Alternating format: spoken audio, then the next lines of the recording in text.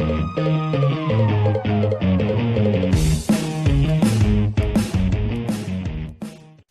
guys, welcome back with another review.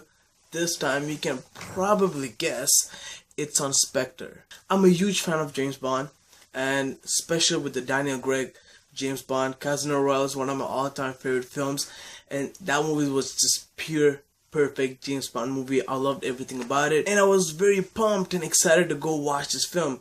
And was I satisfied? Definitely. This is a movie you should definitely go check it out on IMAX.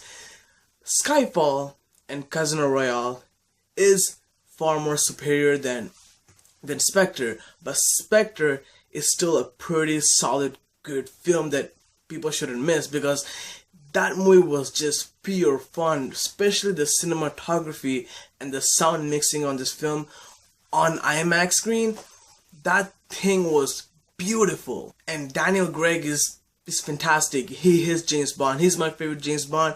I just love that guy, and he makes me want to wear a suit on a daily, because that guy knows how to wear a goddamn suit. Trust me, he knows. So far for the story, this movie ties in all the previous James Bond films.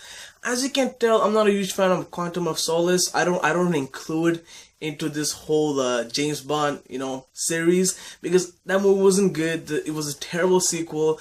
But I love Casino Royale and Skyfall, and this one is definitely a solid part of the James Bond franchise, and I just loved it. And Daniel Craig is just fantastic. He brings that toughness.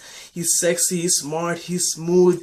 I just love Daniel Craig as James Bond so much. I think he's really perfect. Yeah, so far for the story, this movie ties in all the other James Bond movie into a big conclusion of this big villain. All the villain ties up to this villain. I actually love that aspect of the story. I really think the story could have been told much better. I think the only place the movie falls is with the screenplay. Sometimes the screenplay is extremely well done, and it's crazy, it's fun, it's entertaining, it's gripping. But sometimes it slows down, but when it does slow down, it goes very slow at a point that, you don't feel, it feels like something is missing there. The villain wasn't as strong as they were in Casino Royale or Skyfall. I think he had the potential to be great, but just with the execution of how they dealt with that villain, I think they didn't go deep enough for me to be really scared of him. There is some plot that I wasn't really buying into it. I thought that they could have been avoided, but I get why it is. But it's kind of in every single spy movie, like, you had a choice. How long are you going to do this? How long are you going to be a spy? How long are you going to be alone and watching over your shoulders? We've seen those dialogue and those plot in many spy movies, and I get why it's on James Bond, because he's been doing this for a long time. I hope there was another way of doing that kind of a plot, because the dialogues were too similar that we've already seen before, and it's not a big thing, but for me it really felt like they could have tried in a different way to bring that out. And some people are complaining about the length, but Casino Royale, Skyfall, they were still 2 hours and 30 minute film. This movie is 2 hours and 30 minutes as well, but the thing that people has is kind of a problem is that those movies needed to be that long. People are wondering if this movie needed to be that long. I think, yeah, it did needed to be that long, but the only thing people are confusing is with the screenplay of how things were paced. But me, I love the movie. I enjoyed it a lot. I can't wait to buy it on Blu-ray.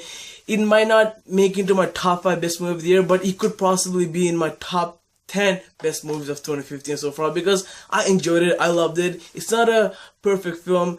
Casino Royale and Skyfall are superior to this one, but this is still a solid, good James Bond movie. And if this movie is a last for Daniel Craig, I think it's a good way to go out of being a James Bond, unless he wants to do another one, which I want to see him do another one. As you know, the music is great. The theme music is amazing. I just love listening to it. So overall, it is a good, it's like a good big blockbuster film. This movie's gonna do great.